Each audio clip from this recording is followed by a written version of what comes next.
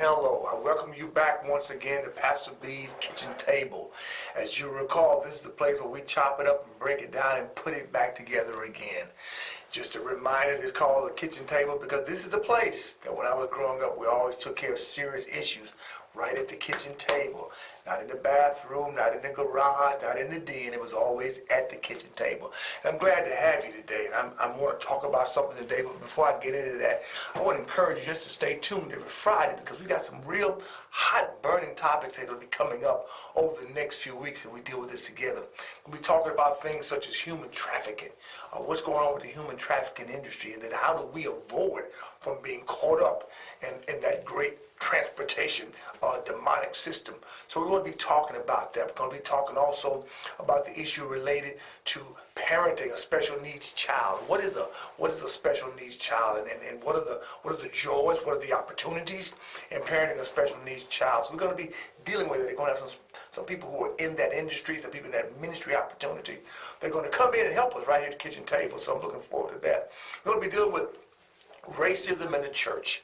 How do we deal with this issue when we're all covered by the blood of Jesus, and yet the actual pigmentation of our skin still matters in so many avenues of life? We're going to break that down and put it back together, racism in the church. We're also going to be dealing with the issue of homosexuality in the house.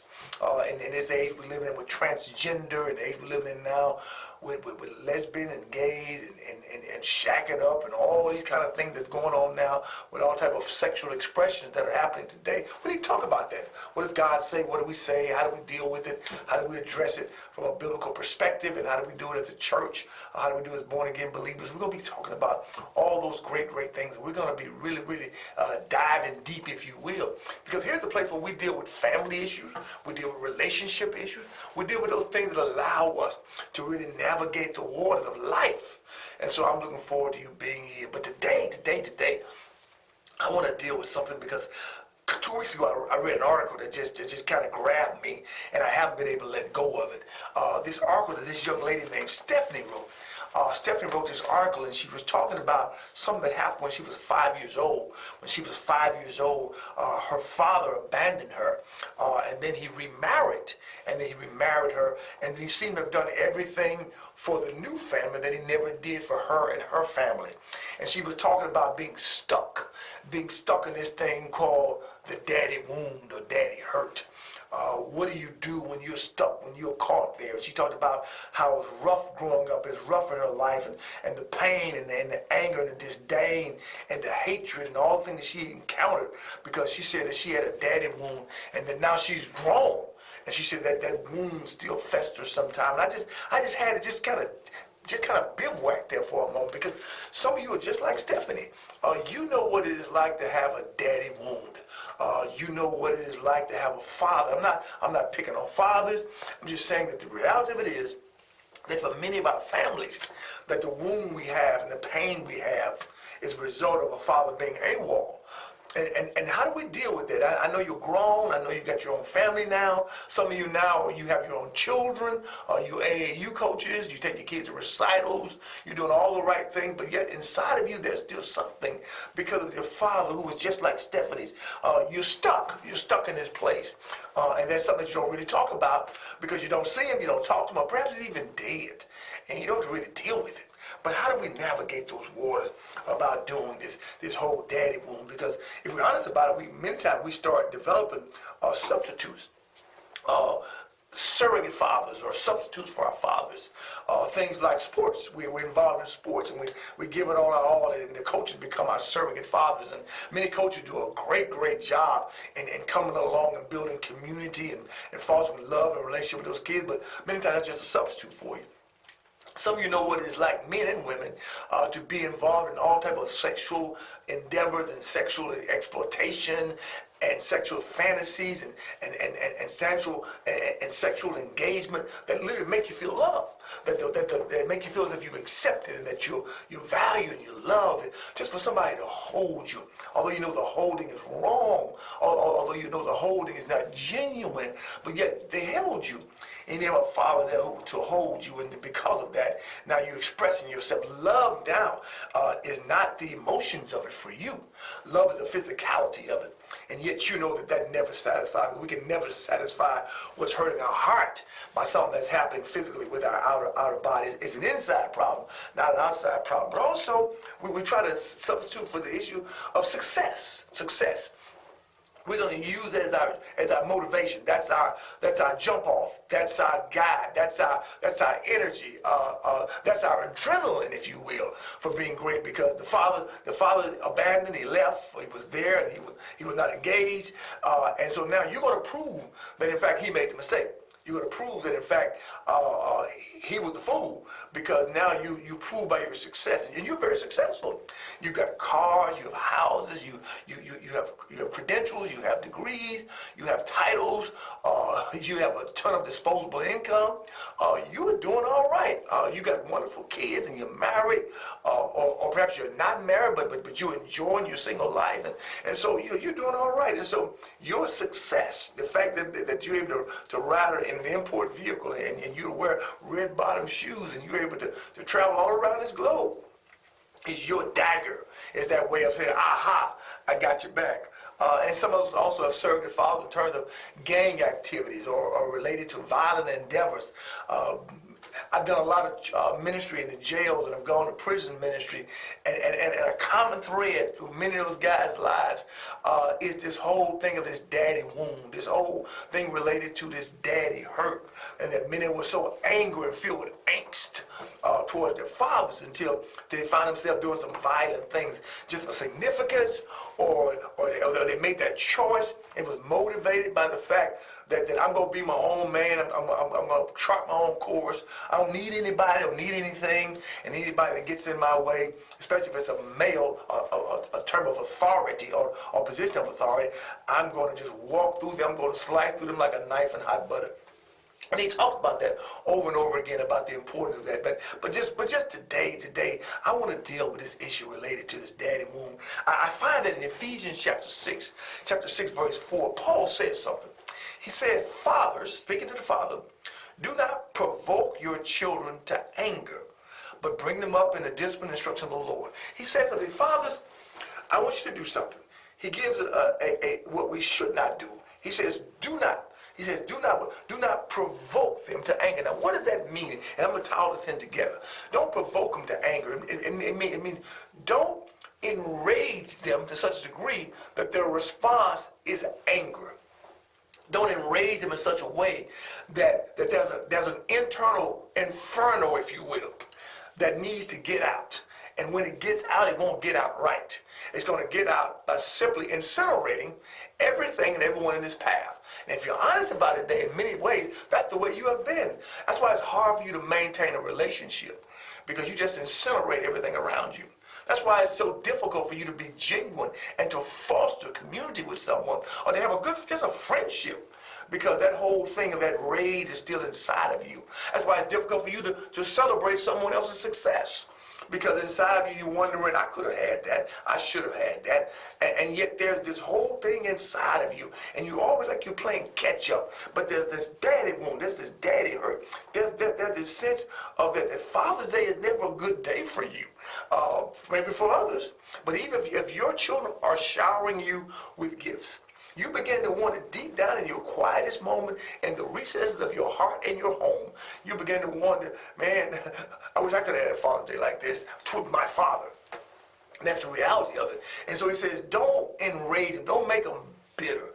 Don't make them walking missiles, a misfit. Don't allow them to become so toxic that they literally just tear down everyone and everything. And our culture and our community, unfortunately, is dealing with a whole lot of young men and women who are literally enraged right now.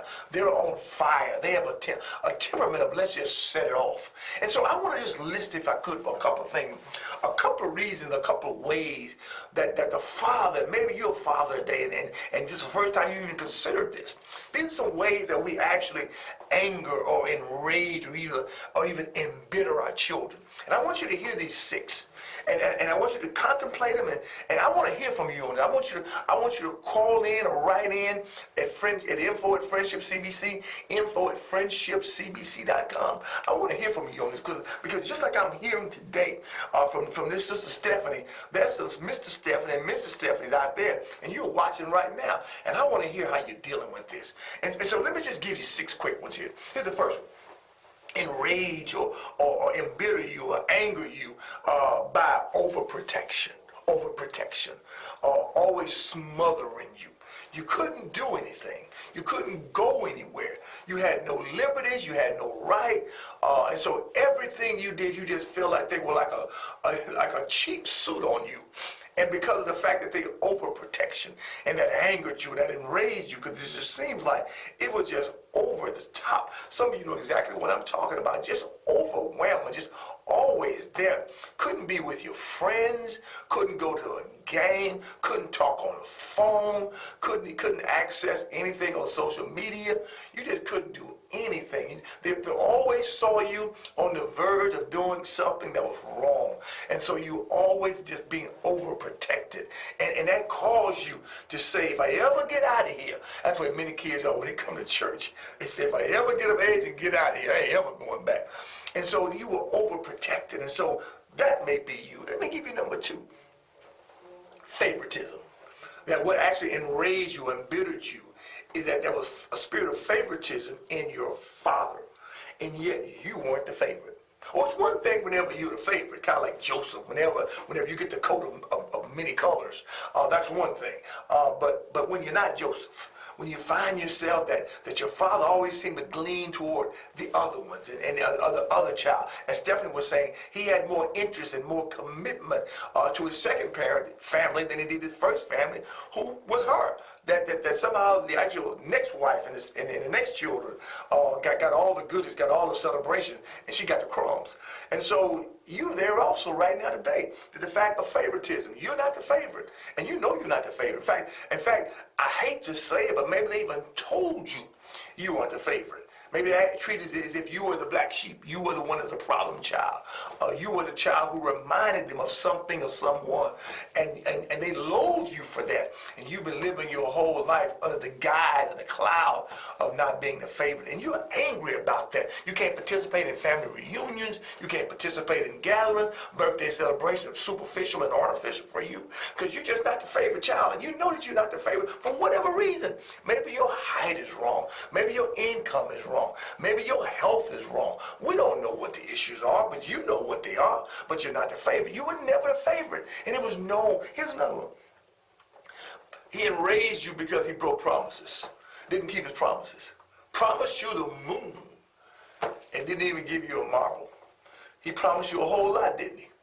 And you still remember today those promises. Maybe your promise was a horse. Maybe your promise was a car. Maybe your promise was a college education. Maybe your promise was I'll be back. But don't really know what it is. I was talking to my son who teaches in a middle school. He told me that he had a child there in his class that told him that his father told him he was going to the store. And he never came back. And this child now is in middle school, preparing to go to high school. And it bothers him that his father promised him, just going to go to the corner store. And of course, you and I know that's just a metaphor to simply say, I'm gone. And his daddy never came back. What about you? What promise did your father make to you? What did he promise to take you? What did he promise to give you? What did he promise to be to you? And because he broke the promise, then that still is just seething inside your spirit. Here's another one. Dream fulfiller. What is that? In other words, what angered you, what enraged you, what embittered you was that you were to carry out his dreams. He was vicariously living through you. The things that he wanted to be, the things he wanted to do, things he wanted to accomplish, what would make him great and grand in the community, in the city gates, was to be vicariously lived through you. And yet, you didn't follow through. You didn't keep your end of the bargain. You were going to be the great child. You were going to be the promised child. You were going to be the one that graduated from college. You were going to be the one that waited until you got married to have children. You were going to be the one that he could treat as a trophy because the things he wanted to be the athlete. He wanted to be the one that had a job and worked in a corner office. He wanted to be the one to live in the big house. He wanted to do all. And so he fostered you. He prepared you. He coached you, if you will, to live the life that he wanted. He wanted to be the one who retired in the military, and you got in the military and got out. And so all those things that now you realize that you never got to do you. You never got to dream your dream. You didn't want to do any of that stuff. You didn't want to go to that university. You didn't want to marry that man. You didn't want to marry that woman. You didn't want to do any of that stuff. And yet somehow that's the cocoon. That is the container of life that you were shaped in. And now you realize now in your age that, man, I never got to live. I never got to dream. I never got to be me. I always walked in somebody else's shadow, someone else's shoes. And you could be successful today. And yet you know within yourself, your father limited you. And now you're angry about that. Here's another one. His bitter words. His words just kind of cut you like a knife. And that's still in the psyche of your mind. These chronic critical words always criticize you, always defame you, always speak to you in a very condescending way. Never lifted you up. You were always the fat girl or the fat boy. You were always the slow child. You were always the child that needed help. You were always the one that was too dark. You were always the one who reminded them of somebody else. You were always the ugly duckling. And you were always the one like sister so and so. And you were mentally behind, and you were the one that needed all the mental attention, needed all the tests, and you needed to have tutors, and you were the slow one. And he said all these kind of things towards you, and it was like acid. And it's eating away at your pride, at your hope, at your joy, at your confidence. You're a grown man, you're a grown woman, and you struggle with self-confidence because you still hear those agonizing, those assaulting, those demeaning words that were said to you. What did they call you? What did he say about you? And you still hear, you're not good for nothing. You'll never be nothing. I wouldn't have had you if it wasn't for your mother. You know, I didn't mean to have you. I was done having children. You were not just a surprise, but you were a disappointment.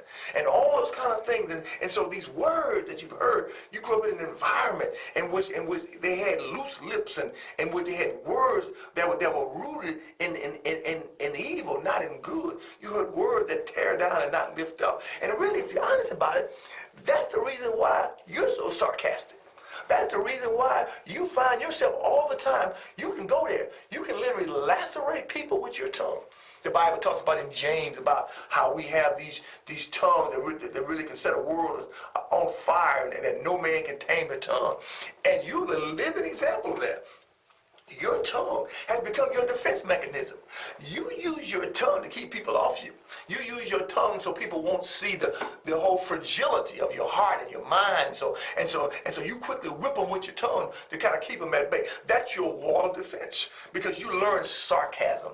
You learn early on how to solve people's spirit with your tongue. You learn how to keep people away from you by being boisterous, by being loud, by having a large tonality to your voice. You learn how to have a booming voice. You learn how to make everyone laugh. Some of you just make everybody laugh, and they're always laughing, and yet they don't know that you're crying on the inside because you've heard these comments and you've lived under this, and all you've ever wanted was your father to tell you, "I'm proud of you," or to say this, "Here's this, I love you." Never had your father tell you, "I love you. I'm proud of you. I'm so thankful for you. I pray for you. I praise God for you." You never heard that. He never hugged you. Never hugged you. And so now you're living with that. You're living with that. And here's another one. Neglect.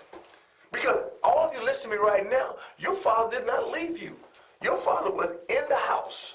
Unfortunately, he was in a chair in the house. Unfortunately, he was in the garage in the house. Unfortunately, he was out and working on a car in the house. But he was not in the house. He was physically there, but emotionally, psychologically, spiritually, he was disconnected. May go to work, may come back, may go to the kitchen, may go to his favorite chair, but as far as engaging you, there was neglect. Never once cared about what you thought or what you felt. Didn't even care what you thought or what you felt. And so it was there, but it was still such a distance.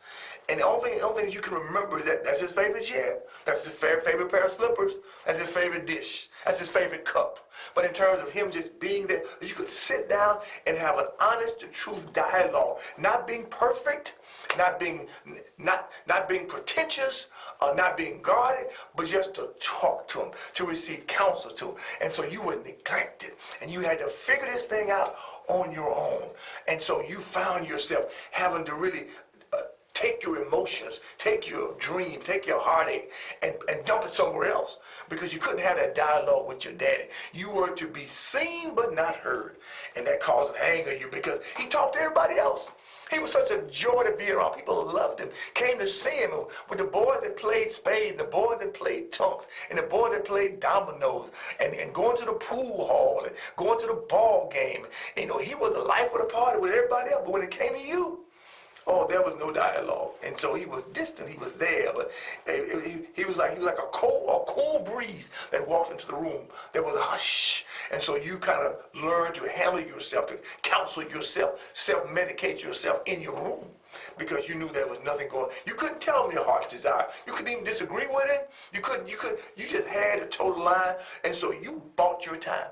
You bought your time in terms of saying, I'm going to do this, I'm going to say this, I'm going to keep my mouth shut until I get out of this house. And when you got out of that house, you literally got out of that house. But yet, what happened in that house is still in your heart, and it's in your head. And these are the things. And so there's six ways that we often kind of have allowed this daddy wound to incubate and fester, and it's still infectious inside of us. 6 ways. 1 way, overprotection.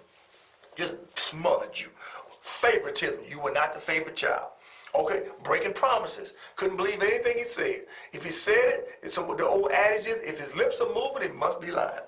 Also, dream fulfiller. Your job was to fulfill his dream, and so you dashed the dream. And so you were to close the loop of his aspirations and what you are as his child.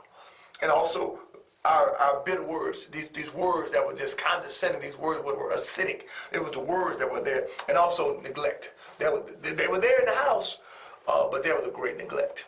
And so it's called you. And I want to hear from you. I want to hear from you at info@friendshipcbc.com. Info@friendshipcbc. I want to hear how you are dealing with this daddy wound.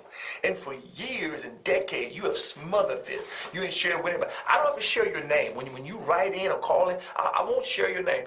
I'll hold your confidence when it comes to your name.